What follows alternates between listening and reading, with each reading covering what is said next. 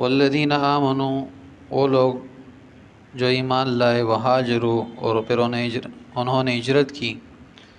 وجاہدوا فی سبیل اللہ، اور جہاد کیا اللہ تعالیٰ کی راہ میں، والذین آووا، اور وہ لوگ جنہوں نے ان کو اپنے ساتھ ٹھہرایا، ونصروا، اور ان کی مدد کی، اولئک هم المؤمنون حقا، یہ دونوں جماعتیں مکمل ایمان پر حقیقی ایمان والے ہیں، لہم مغفرۃ، ان کے لیے بڑی مغفرت ہے، ورزق کریم، اور بڑی معزز روزی ہے، یعنی رزق اللہ تعالیٰ کی طرف سے بڑا معزز ان کو ملے گا۔ گزشتہ آیتوں میں اللہ رب العزت نے میراث کے متعلق ایک مسئلہ ذکر کیا تھا کہ غزوہ بدر کے اندر کچھ مسلمان بھی شہید ہو گئے تھے، ان میں سے کچھ انصار کے تھے اور کچھ مہاجرین کے تھے۔ مہاجرین کا چونکہ زیادہ تر خاندان وہ مکے کے اندر تھا، تو اس لیے بعض لوگوں کو یہ فکر ہو گئی کہ اب جو ہے جو لوگ شہید ہونے والے لوگ ہیں ان کے مال کے ساتھ کیا کیا جائے گا، جو مکے کے اندر وارث ہے ان کو دے دیا جائے گا، یا جو مدینہ کے اندر حضور نبی کریم صلی اللہ علیہ وسلم نے مواخات قائم کیے ان کو میراث دے دیا جائے گا۔ تو اللہ رب العزت نے یہ حکم نازل فرمایا تھا کہ جو مدینہ کے اندر آپس کے اندر ان کا مواخات ہے، انصار اور مہاجر کا حضور نبی کریم صلی اللہ علیہ وسلم نے جو مواخات قائم کیا ہے، میراث ان دونوں کو آپس میں ملے گا، یعنی اگر مہاجر مر جائے تو مہاجر کا جو مال ہے وہ انصاری کو ملے گا، اس طرح انصاری مر جائے تو انصاری کا جو مال ہے وہ مہاجر کو ملے گا، نہ یہ کہ مہاجر کا جو مکے کے اندر رہنے والا رہائشی اس کا چچا ہے، بھائی ہے، جو بھی رشتہ دار ہے، جو عصبات ہے جو اللہ رب العزت نے بیان فرمائے تھے تو ان کو نہیں ملے گا۔ تو وہ حکم اللہ نے نازل فرمایا تھا، چونکہ انسان دنیا کے اندر دو چیزوں پر محنت کرتا ہے، یا تو مال پر محنت کرتا ہے یا ایمان پر محنت کرتا ہے۔ تو پہلے اللہ رب العزت نے مال کے متعلق مسئلہ ذکر کیا، اور مال جو ہے وہ حلال مال ہو، لہذا میراث کے حوالے سے انسان کو جو مال ملتا ہے وہ حلال مال ہوتا ہے، حرام نہیں ہوتا ہے، الا یہ کہ انسان جو ہے زبردستی نہ کرے، زبردستی اپنا حق زیادہ وصول نہ کرے، جو شریعت نے جو حق مقرر کیا آپ کے لیے اسی حیثیت سے آپ لے لیں تو وہ آپ کے لیے جائز ہے، ٹھیک ہے۔ تو وہ گزشتہ آیاتوں کے اندر مال کے متعلق تھا، اور ان آیات کے اندر ایمان کے متعلق ہے، ٹھیک ہے۔ انسان کو چاہیے کہ مال بھی کمائے حلال کا، اور اپنے ایمان پر بھی انسان محنت کرے، اس لیے مال کے بعد اللہ رب العزت نے ایمان کا تذکرہ فرمایا، اور صحابہ کرام کی ایمان کی کامل ہونے کی اللہ رب العزت خود گواہی دے رہے ہیں، والذین آمنوا وہاجروا، وہ لوگ جنہوں نے ایمان لایا اور ہجرت کی، اور پھر کیا کیا، اللہ تعالیٰ کی راہ میں جہاد کیا، اور وہ لوگ جنہوں نے ان کو ٹھکانہ دیا، یعنی گھر دیا رہائش کے لیے، اور ان کی مدد کی مالی لحاظ سے، اولئک هم المؤمنون حقا، یہ حقیقی مومن ہے۔ اللہ تعالیٰ صحابہ کرام کو کہہ رہے ہیں کہ یہ حقیقی مومن ہے، سچے مومن ہے، اولئک هم المؤمنون حقا، اولئک هم الصادقون، اولئک هم المتقون، اولئک هم المفلحون۔ قرآن کریم کی بہت ساری آیتیں ایسے ہیں جو صحابہ کرام کی عظمت پر اور صحابہ کرام کی ایمان کی گواہی دے رہے ہیں۔ تو لہذا یہ امت کا متفقہ فیصلہ ہے کہ صحابہ کرام کے ایمان کے اندر نقص نکالنا یہ کفر، انسان کو کفر تک لے جاتا ہے، ٹھیک ہے۔ بعض لوگ صحابہ کرام کو نازیبہ الفاظ استعمال کرتے ہیں صحابہ کرام کے لیے، یا صحابہ کرام کی ایمان کی نفی کرتے ہیں، تو وہ اپنی ایمان کی فکر کر لیں۔ انہوں نے تو حضور نبی کریم صلی اللہ علیہ وسلم کو دیکھا تھا، حضور نبی کریم صلی اللہ علیہ وسلم پر ایمان لایا تھا،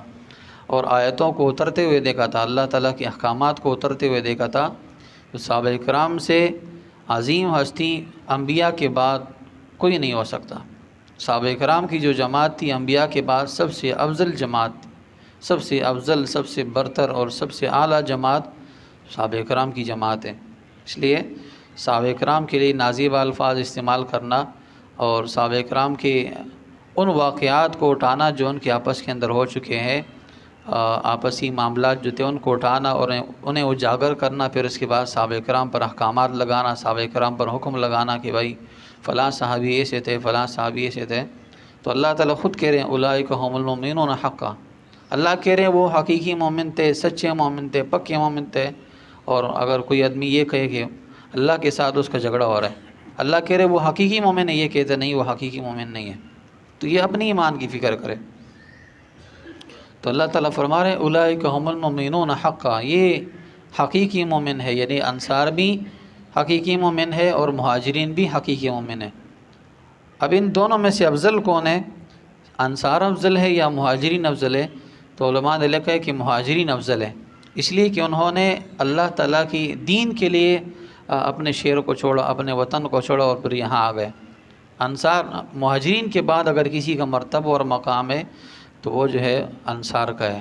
حضور نبی کریم صلی اللہ علیہ وسلم نے فرمایا اگر ہجرت نہ ہوتی، یعنی ہجرت کو کوئی معاملہ نہ ہوتا تو میں انصار میں سے ہوتا، یعنی میں انصاری ہوتا۔ تو انصار کی جماعت بھی اللہ تعالیٰ نے ان کو مرتبہ اور فضیلت دی ہے اور مقام دی ہے۔ لہم مغفرتن، ان کے لیے مغفرت ہے، یعنی اللہ تعالیٰ ان کی بخشش فرمائے گا، ان کے سارے گناہوں کو معاف فرمائے گا۔ ورزق کریم، اور عزت والی روزی، دنیا کے اندر بھی اللہ تعالیٰ ان کو عزت والی روزی دے گا اور آخرت کے اندر بھی اللہ تعالیٰ عزت والی روزی دے گا۔ تو اسلام کے لیے اپنے دین کی خاطر اگر کوئی بندہ ہجرت کرتا ہے تو اللہ تعالیٰ اس کے گناہوں کو معاف فرماتے ہیں، اگرچہ ایک قدم ہی کیوں نہ لے لے انسان اس خاطر کہ میں اپنی دین کی حفاظت کے لیے قدم لے رہا ہوں اور میں اس بستی سے نکل رہا ہوں، اس علاقے سے نکل رہا ہوں، اس لیے نکل رہا ہوں تاکہ مجھے اپنے دین پر عمل کرنا آسان ہو جائے، میں اپنے بچوں کی دین کی حفاظت کر سکوں، میں اپنے بچوں کی ایمان کی حفاظت کر سکوں، اپنے ایمان کی حفاظت کر سکوں، فرمایا اللہ تعالیٰ اس کی مغفرت فرمائیں گے۔ ٹھیک ہے، اللہ تعالیٰ انہیں ہجرت کا ثواب عطا فرمائیں گے۔ تو بنی اسرائیل کے اندر ایک آدمی تھے، انہوں نے 99 قتل کیے تھے، 99 قتل۔ تو دل کے اندر خیال آیا بھائی 99 قتل کیے، اللہ کے سامنے توبہ کر لیتا ہوں، بہت گناہوں کے اندر زندگی گزار لی ہے، اب بس کر لیتے۔ کسی آدمی کے پاس چلے گئے، اس سے پوچھا کہ میں نے 99 قتل کیے، کیا میری مغفرت ہو سکتی ہے؟ اس نے کہا بھائی 99 قتل کیے، اب تیری مغفرت تو مشکل ہے، اب تو نہیں ہو سکتی۔ اس نے کہا چلو 100 پورے کر لیتے ہیں، اس کو بھی مار دیا۔ تو کسی دوسرے آدمی کے پاس چلے گئے، اس سے پوچھا کہ میں نے 100 قتل مکمل کر لیے، اب میری توبہ ہو سکتی ہے کہ نہیں ہو سکتی؟ اس نے کہا بھائی کون ہے جو تیرے توبے کے درمیان آ جائے، یعنی آپ کی توبہ ہو سکتی ہے، توبہ کر لیں،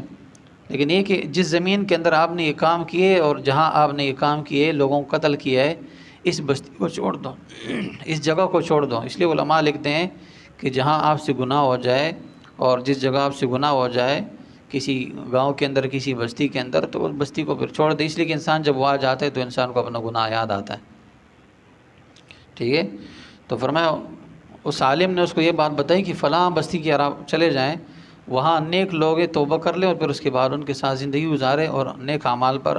اپنے آپ کو لگائیں۔ ٹھیک ہے، تو فرمایا روایت کے اندر آتے ہیں کہ جیسے جانے لگے، تھوڑا سا سفر طے کیا تھا کہ بیچ راستے میں ملک الموت آ گیا۔ اب رحمت کے فرشتے بھی آ گئے، عذاب کے فرشتے بھی آ گئے، تو آپس میں ان جھگڑا ہو رہا ہے، بھائی اس کو جہنم کی طرف لے جائیں گے، بعض فرشتے کہہ رہے ہیں جہنم والے،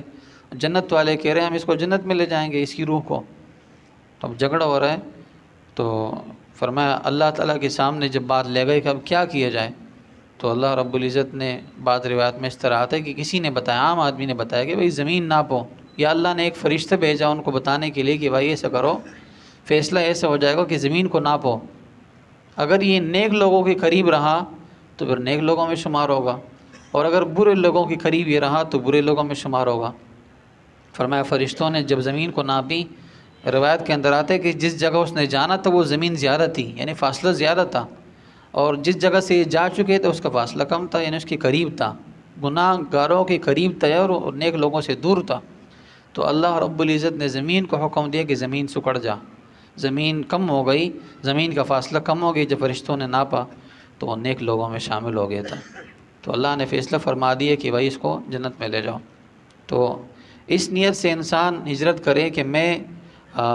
اپنے دین پر استقامت مجھے مل جائے، دین کے مطابق عمل کرنا میرے لیے آسان ہو جائے، تو فرمایا اللہ تعالیٰ اس کی مغفرت فرمائیں گے۔ ورزق کریم، اور رزق بھی اللہ تعالیٰ عزت والا دے گا۔ بعض لوگ کہتے ہیں کہ بھائی کوئی بستی آپ پر صحیح نہ آ جائے، جہاں آپ کے لیے کاروبار کرنا، جہاں آپ کاروبار ٹھیک نہ ہو تو ہجرت بھی آپ کر سکتے ہیں، اس بستی کو چھوڑ بھی سکتے ہیں۔ تو اللہ تعالیٰ کیا کرے گا، آپ کی اس ہجرت کی برکت سے، نیت آپ کا یہ ہو کہ دین پر عمل کرنا آسان ہو جائے، تو اللہ تعالیٰ آپ کو عزت کی روزی دے گا۔ ٹھیک ہے، تو فرمایا صحابہ اکرام کے لیے مغفرت، اللہ نے ان کی مغفرت فرما دی ہجرت کے بعد۔ تو ہجرت 3 قسم پر تھے۔ ایک شروع میں صحابہ اکرام نے جو ہجرت کی تھی حبشہ کی طرف، یعنی جب حضور نبی کریم صلی اللہ علیہ وسلم نے دیکھا کہ میرے صحابہ اکرام پر ظلم ہو رہا ہے،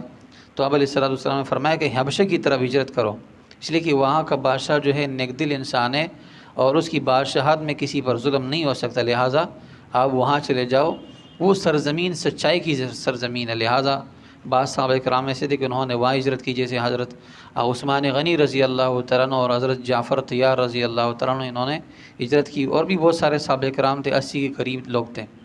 انہوں نے ہجرت کی۔ تو سب سے پہلی ہجرت جو اسلام کے لیے ہوئی وہ حبشہ کی طرف ہوئی، اور دوسری ہجرت جب حضور نبی کریم صلی اللہ علیہ وسلم نے مکہ کی طرف آ گئے، اس کے ساتھ بعض صحابہ کرام آ گئے تھے، تو یہ دوسری ہجرت تھی۔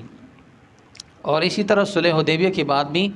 ایک ہجرت ہوئی تھی، جب صلح حدیبیہ ہوئی مسلمانوں کے درمیان اور اس طرح مشرکوں کے درمیان، تو بعض لوگ ایسے تھے کہ انہوں نے صلح حدیبیہ کے بعد ہجرت کی مکے کی طرف، اس کو دوسری ہجرت کہا جاتا ہے۔ اور جنہوں نے حبشہ کی طرف ہجرت کی پھر مدینہ کی طرف ہجرت کی، ان کو 2 ہجرتوں والا کہا جاتا ہے، یعنی ان صحابہ کرام نے 2 ہجرتیں کی، ایک حبشہ کی طرف اور ایک مدینہ کی طرف۔ تو اللہ فرما رہے مغفرت، اللہ تعالیٰ نے مغفرت کا وعدہ کیا ان کے ساتھ، اور عزت والی روزی، اس سے مراد جنت کی روزی بھی ہو سکتی ہے کہ اللہ تعالیٰ نے جنت کے اندر کھلائیں گے، اور کھانا ایسا ہوگا کہ وہ بوجھ نہیں بنے گا۔ یہاں تو جتنا بھی لذیذ کھانا کھا لو تو انسان پر بوجھ بن جاتا ہے نا، اور جتنا بھی لذیذ کھانا ہوتا ہے تو انسان کو پھر تنگ کرتا ہے، اس کی بدبو بھی بہت زیادہ ہوتی ہے، خطرناک قسم کی بدبو ہوتی ہے۔ لیکن جنت کے اندر جو کھانا ہوگا وہ عزت والا کھانا ہوگا، انسان پر بوجھ نہیں بنے گا، ٹھیک ہے، اور انسان کو پھر پاخانہ پیشاب وغیرہ بھی نہیں آئے گا اس کے کھانے کی وجہ سے۔ صرف انسان جب کھانا کھائے گا تو اس کو پسینہ آئے گا، اور پسینے کی وجہ سے سب کچھ ختم ہو جائے گا۔ اور پسینہ بھی دنیا والا پسینہ نہیں ہوگا، بلکہ پسینہ ایسا پسینہ ہوگا، خوشبو والا پسینہ ہوگا۔ جب انسان کو پسینہ آئے گا تو جسم سے خوشبو نکلے گی، خوشبو پھوٹے گی، ٹھیک ہے۔ تو فرمایا ورزق کریم، اور عزت والی روزی جنت کے اندر صحابہ کرام کو ملے گی۔ اللہ سے دعا ہے اللہ تعالیٰ میں ان تمام باتوں کو سمجھنے کی توفیق عطا فرمائے۔ وآخر دعوانا ان الحمد للہ رب